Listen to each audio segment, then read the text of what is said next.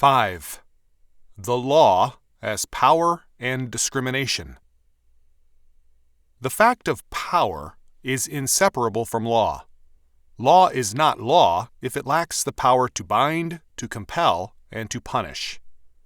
While it is a fallacy to define law simply as compulsion or coercion, it is a serious error to define law without recognizing that coercion is basic to it. To empty God of absolute power is to deny that He is God. To separate power from law is to deny it the status of law. The fact that God repeatedly identifies Himself in Scripture as the Almighty, Genesis 17:1, 35:11, Exodus 6:3, etc., is a part of His assertion of total sovereignty and hence His call to obedience. Power is a religious concept, and the God or gods of any system of thought have been the sources of power for that system. The monarch or ruler has a religious significance precisely because of his power.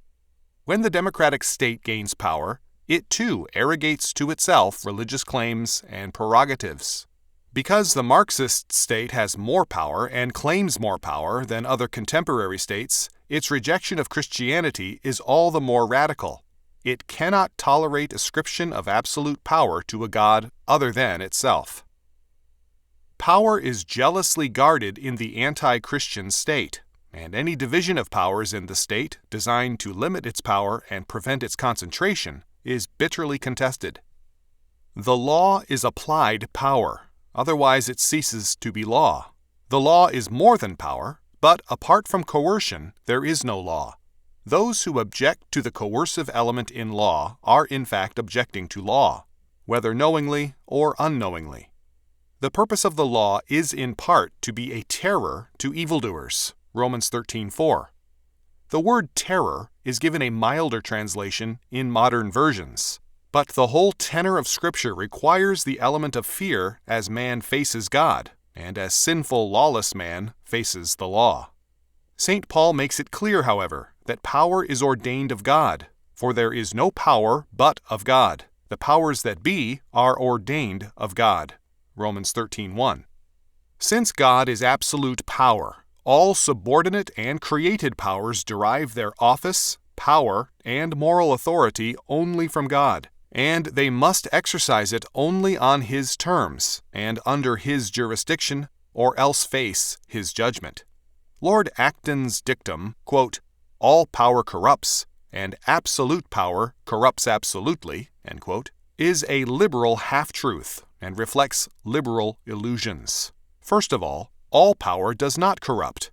The power of a godly husband and father to govern his family does not corrupt him. He exercises it under God and in terms of God's law word.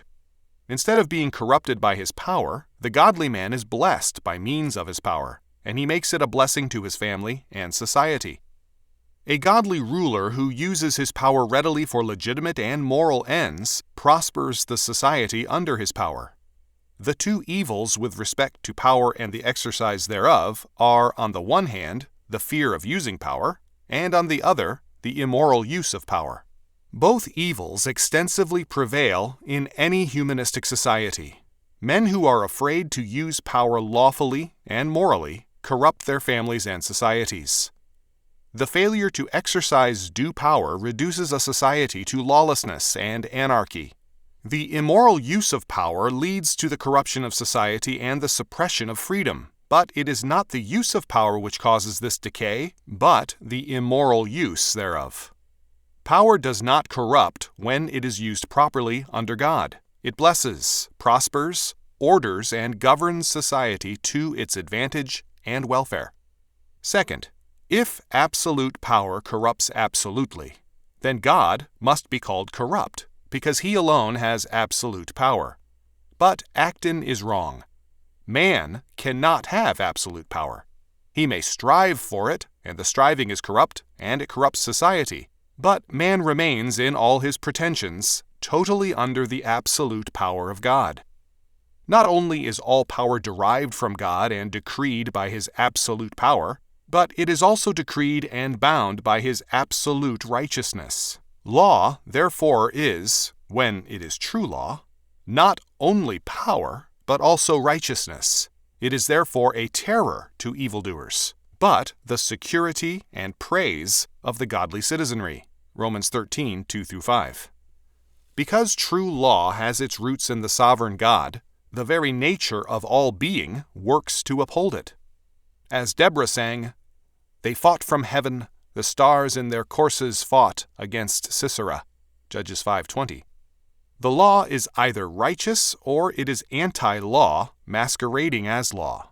Modern legal positivism, Marxism, and other legal philosophies are thus exponents of anti-law, in that they deny law as an approximation of ultimate order and truth, and recognize only a humanistic doctrine of law. If law is severed from righteousness and truth, it leads, on the one hand, to the anarchy of a lawless and meaningless world, or, on the other, to the totalitarianism of an elite group which imposes its relative quote-unquote truth on other men by sheer and unprincipled coercion.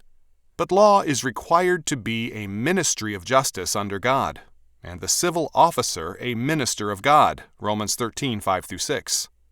This concept of the law as a ministry of justice is all but forgotten today, and where remembered, it is derided. But it is all the same the only possible foundation for a just and prosperous social order. The law as a ministry lacks the arrogance of positivist legal theorists, who see no law or truth beyond themselves. Ministerial law is law under God. It is required to have a humility which positivist law cannot have. The champions of legal positivism are prone to accuse Christians of pride, but the world has never seen more ruthless arrogance and pride than that manifested by the relativists, whether of ancient Greece, the Renaissance, or of the 20th century. Another aspect of law is implicit in St. Paul's statement in Romans 13, 1-6. The law is always discriminatory. It is impossible to escape or evade this aspect of law.